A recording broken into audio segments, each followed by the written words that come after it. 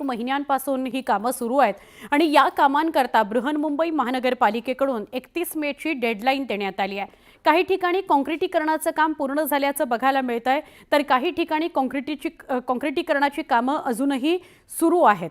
वरळीत सासमीरा रोडवरून आढावा घेतलाय आमच्या प्रतिनिधी स्नेहा जाधव यांनी।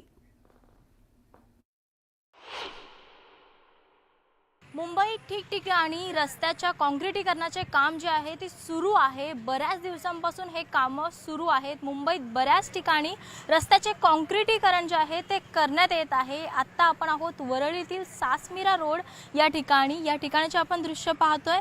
इथे देखील रस्त्याच्या काँक्रिटीकरणाचे काम सुरू आहे। खड्डे खोदलेले आपल्याला पाहायला मिळत आहेत आणि हे काम जे आहे ते बऱ्याच दिवसांपासून सुरू असतं। विधानसभेमध्ये देखील याच अनुषंगाने मुद्दे जे आहेत ते मांडण्यात आलेले आहेत। अर्थसंकल्पाच्या अधिवेशनादरम्यान हे मुद्दे जे आहेत ते जोरदार गाजलेले आहेत, कारण सर्वांचंच म्हणणं आहे की हे जे कामं जी आहेत ती बऱ्याच काळापासून सुरू असतात।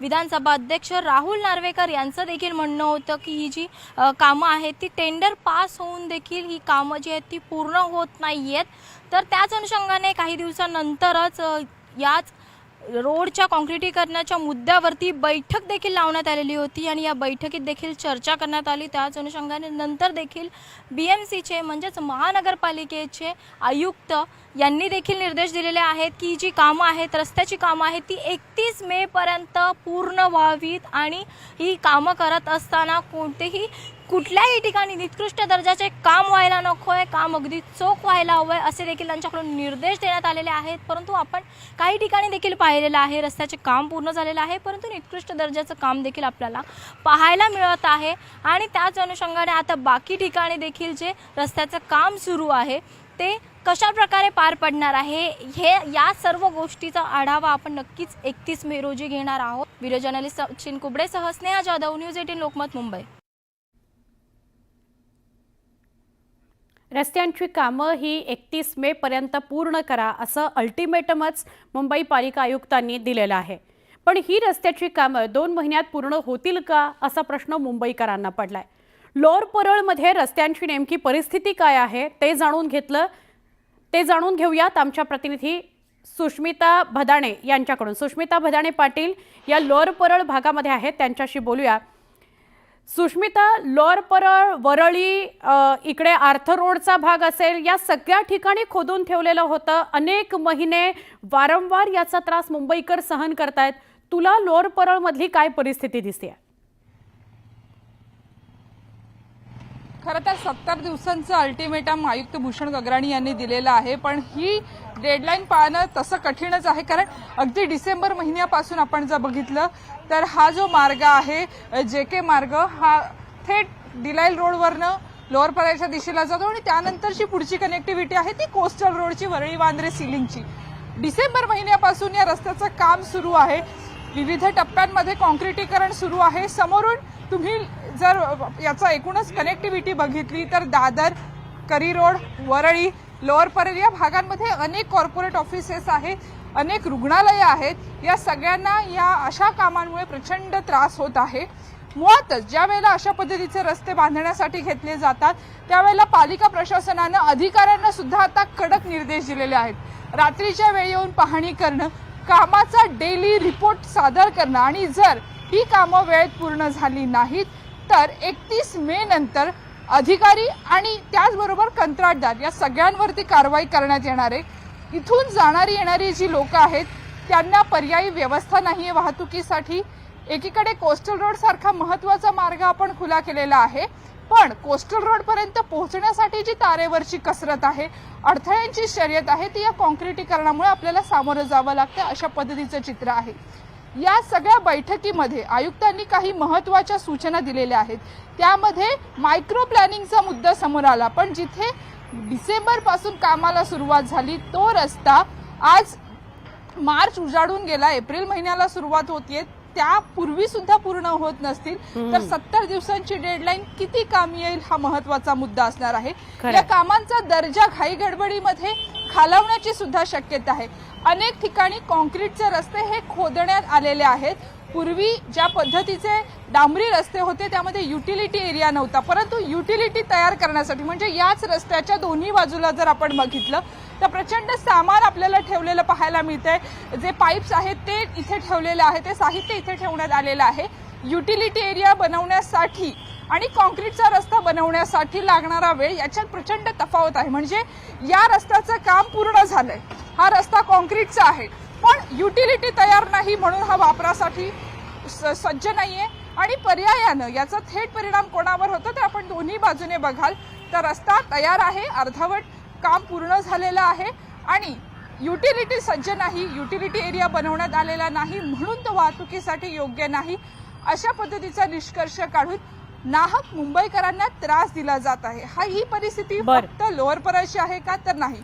मुंबई उपनगरामध्ये आणि मुंबई शहरामध्ये 700हून अधिक रस्ते हे खोदण्यात आलेले आहेत आणि त्यांना 70 दिवसांची डेडलाईन पालिका प्रशासनानं दिली, जी पूर्ण करणं तसं तर बघायला गेलं कठीण आहे. नक्की. सुस्मिता, धन्यवाद. आपण सविस्तर माहिती दिली त्याबद्दल. आमच्या प्रतिनिधी सुस्मिता बदाणे पाटील या लोअर परळ करून वरळीकडे जाणारा जो गणपतराव कदम मार्ग होता त्यावर होत्या आणि त्याची परिस्थिती सांगत होत्या. मुंबई महापालिका आयुक्त भूषण गगराणी यांनी अधिकाऱ्यांना सगळे रस्ते काँक्रिटीकरणाची कामं म्हणजे सगळ्याच रस्त्यांची काँक्रिटीकरणाची कामं ही 31 मे पर्यंत पूर्ण करा असे निर्देश दिलेले आहेत. कामं अधिक वेगानं करताना गुणवत्तेत सुद्धा कुचराई व्हायला नको अशी सुद्धा सूचना त्यांनी केलेली आहे. रस्ते कामं सुरू असताना वरिष्ठ अभियंत्यांनी प्रत्यक्ष कामाच्या स्थळी भेट द्यायला हवी आहे अशी सूचना सुद्धा गगराणी यांनी केली आहे, ज्याच्याविषयी आता आपल्याला सुष्मिता सुद्धा सांगत होत्या. अधिक माहिती सुष्मिता बदाणे पाटील यांनी या संदर्भातली दिली आहे, तीही बघूयात. मुंबईमधील रस्ते मुंबई महानगरपालिकेनं खोदलेले आहेत, विविध स्तरांवरती कामं सुरू आहेत आणि अशा सर्व कामांसाठी 70 दिवसांचा अल्टिमेटम आता आयुक्त भूषण गगराणी यांनी दिलेला आहे. या कामांसाठी 31 मे ही अंतिम मुदत देण्यात आलेली आहे.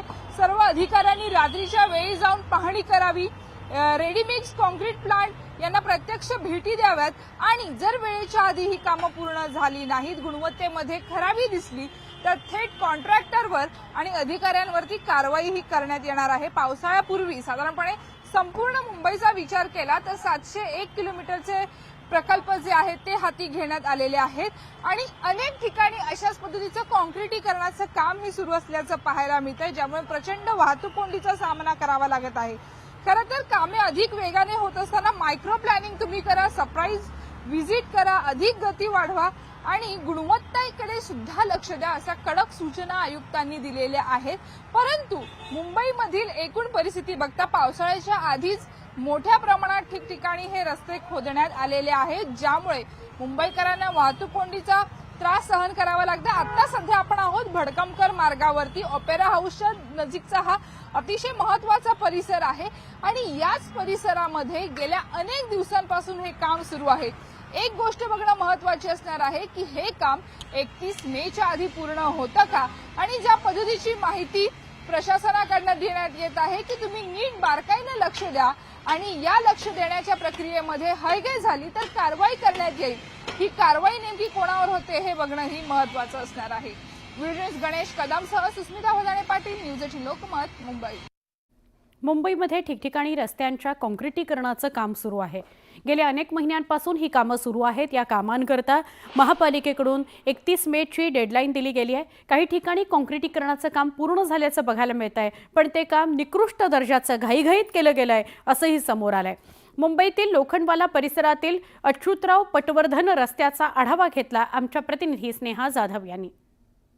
मुंबईत ठिकठिकाणी रस्त्याच्या काँक्रिटीकरणाचे काम जे आहे ते सुरू असल्याचं आपल्याला पाहायला मिळत आहे. यामुळे नक्कीच नागरिकांना देखील याचा त्रास सहन करावा लागत असतो, कारण रस्त्याचे काम सुरू असल्या कारणाने नागरिकांना याच रस्त्यावरून वाट काढत पुढे जावं लागतं. त्याचप्रमाणे वाहनांना देखील वाहन कोंडीचा सामना करावा लागत असतो. याच रस्त्याच्या काँक्रिटीकरणाच्या कामाला आता डेडलाईन देण्यात आलेली आहे. 31 मे पर्यंत ही कामं पूर्ण व्हावीत असं आयुक्तांकडून निर्देश देण्यात आलेले आहेत आणि त्याच अनुषंगाने रस्त्याची कामं जी आहेत ती मुंबईतील रस्त्याच्या ठिकठिकाणी कामं आपल्याला सुरू असल्याचं पाहायला मिळत असतं। या ठिकाणी जर आपण पाहिलं तर मुंबईतील लोखंडवाला येथील अच्युतम पटवर्धन मार्ग जो आहे तेथील आपण हे दृश्य पाहतोय। या मार्गावरील इथे आपण जर पाहिलं तर हे नवीन काम करण्यात आलेलं आहे, परंतु इथे देखील पोकळी आपल्याला दिसत आहे। हे रस्त्याचं काम जे आहे ते आत्ता नुकतंच करण्यात आलेलं आहे, परंतु निकृष्ट दर्जाचं काम जे आहे ते इथूनच आपल्याला दिसत आहे। कशा प्रकारे हे काम करण्यात आलेलं आहे, नवीन आता हे रस्त्याचं काँक्रिटीकरण करण्यात आलेलं असून देखील